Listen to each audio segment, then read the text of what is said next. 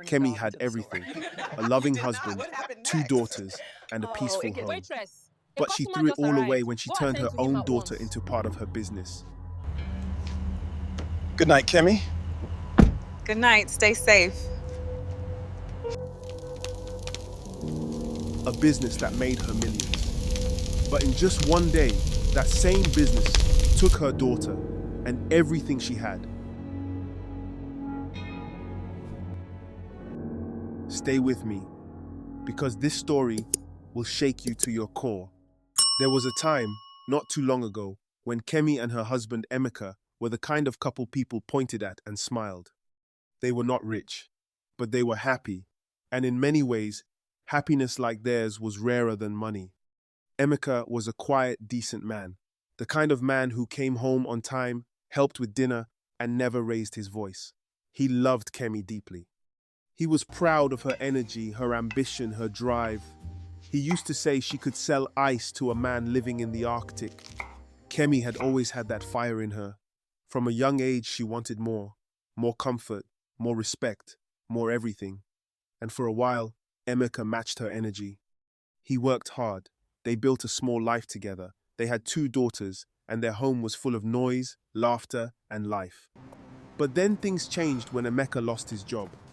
At first, it was fine. He searched. He applied. He waited. But the months turned into 1 year. Then 2. And slowly, the pressure in their home began to build like steam inside a sealed pot. Kemi started paying the bills. Kemi started buying the food.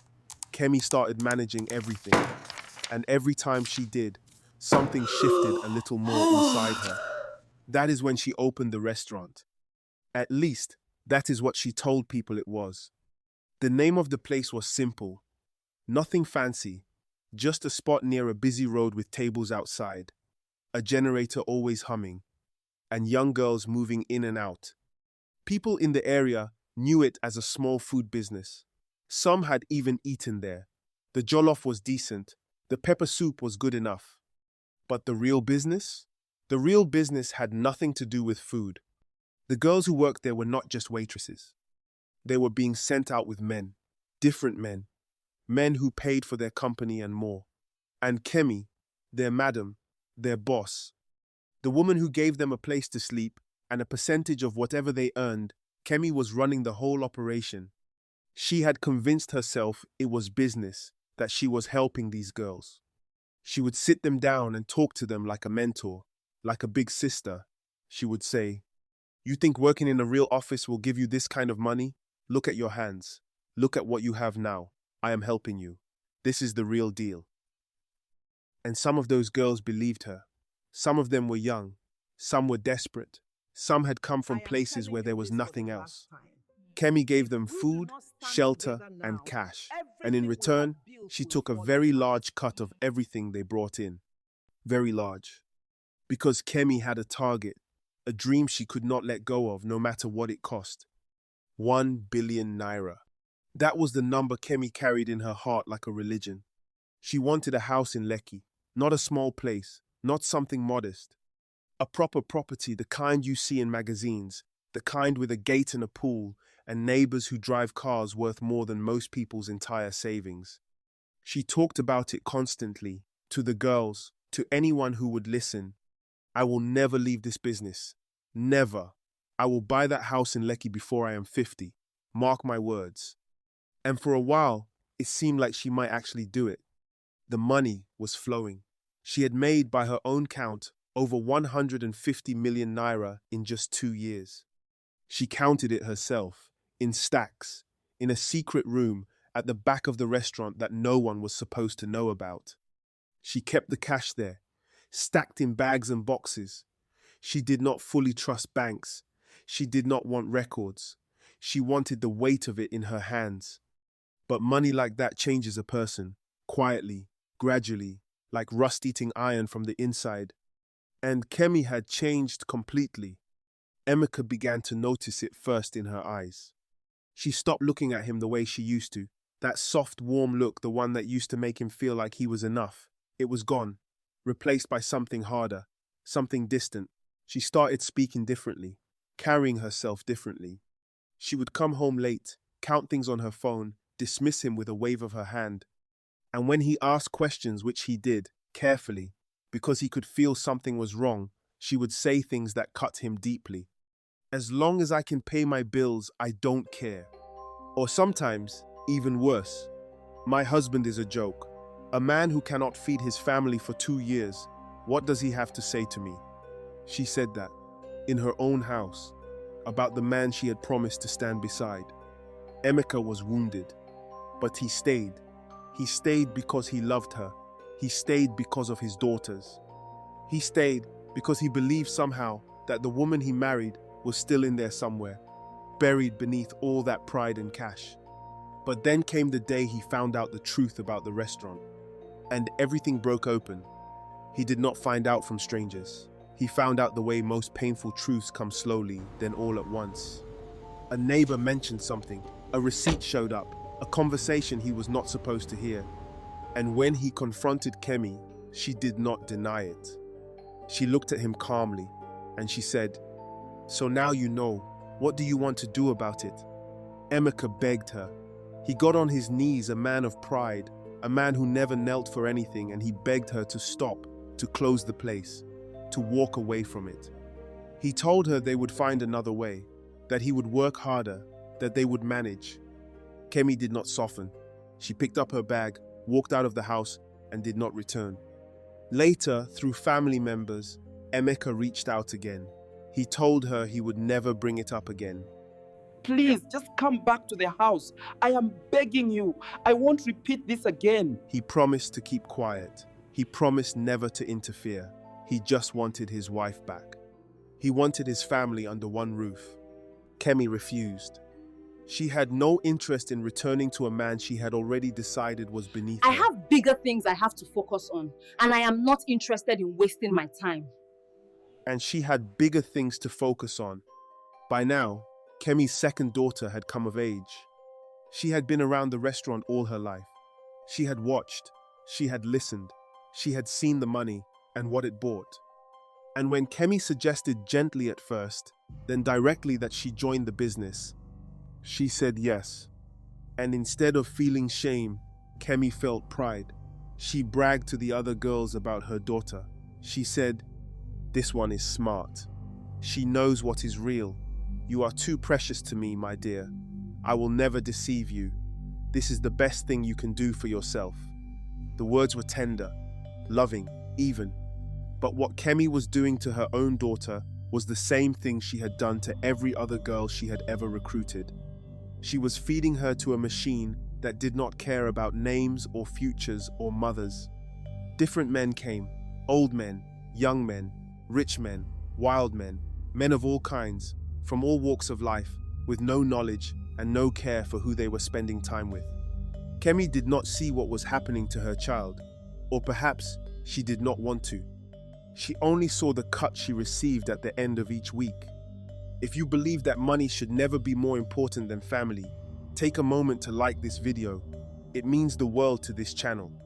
Then one morning, Kemi's daughter came to her with news. She was pregnant.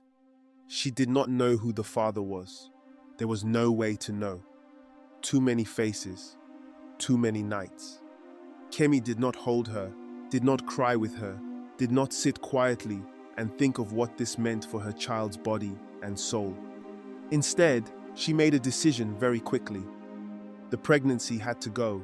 It was bad for business. It was a complication she could not afford. She arranged it herself, quickly, quietly, with no proper care, no proper setting, no one watching over her daughter the way a mother should. Something went wrong. Terribly, irreversibly wrong. Her daughter did not survive. The girl who had grown up in that house, who had eaten at that table, who Kemi had called precious and smart and loved, she was gone. Because of the very business her mother had taught her to trust.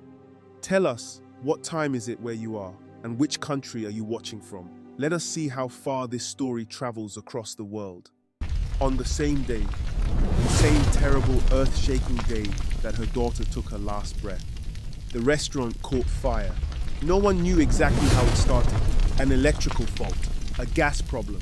Some said something else entirely. But the fire did not care about reasons. It moved fast, and it moved with hunger. It reached the back of the building. It reached the secret room. And all those stacks of cash, all those bags of notes, all those millions that Kemi had touched and counted and dreamed over burned. The smoke rose into the sky above the street. Neighbors gathered. People watched. Some helped. Some stood and stared.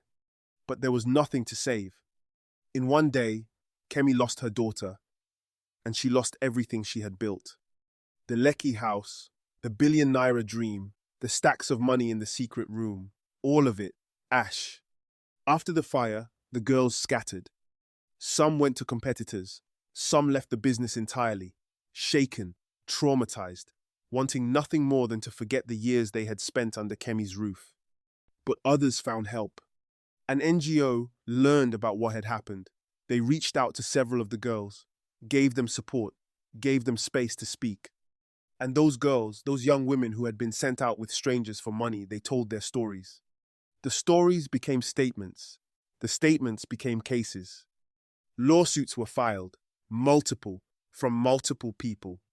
Kemi, who just weeks earlier had been counting millions in a back room and dreaming of Lekki, now had lawyers' names being thrown at her. She had dates, hearings, evidence. She was not untouchable after all. And her other daughter, the one who had not joined the business, was watching everything fall apart. At some point, even as the cases piled up and the money was gone, Kemi tried one more time.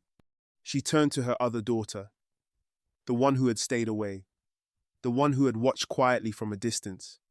She asked her to step in, to help run things, to be there. Her daughter looked at her mother for a long moment, and then she said, "Dad would never accept this. And even without him, this is not human, Mama. I will not do it." She walked away, and Kemi was left completely alone. No husband, no daughters beside her, no business, no cash, no empire. Only consequences. There is a bitter twist to this story, and it is the kind of twist that makes you sit very still and think.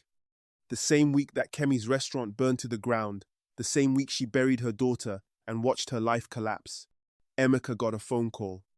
A contract, a real one, life-changing money. The man she had called a joke, the man she had walked out on, the man she had refused to return to even when he begged on his knees. That man's season had arrived. Emeka slowly rebuilt his life. He moved forward. He found peace. But when people asked him about Kemi, about taking her back, about forgiveness, he shook his head quietly and said nothing for a while. He had nothing bitter to say. He had no anger left. He simply moved on.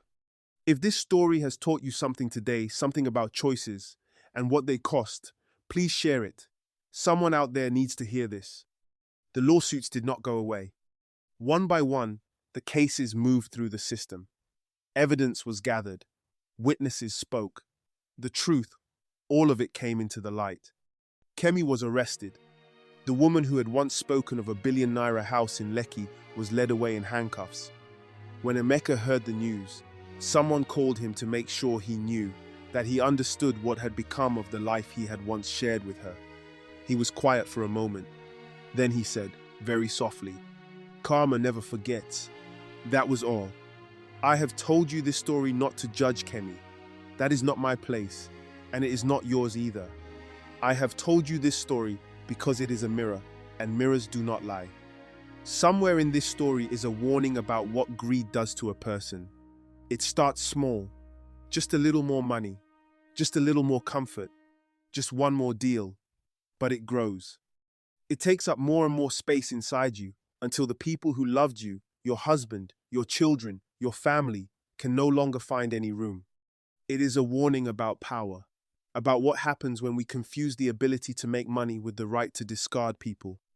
It is a warning about the children we are raising, because Kemi did not set out to destroy her daughter. She set out to give her the world, but she chose the wrong world to give. And it is a reminder, painful and clear, that every choice leaves a mark. Some marks fade, some do not. Kemi made her choices, and she lives with them now. What choices are you making today? Think about it.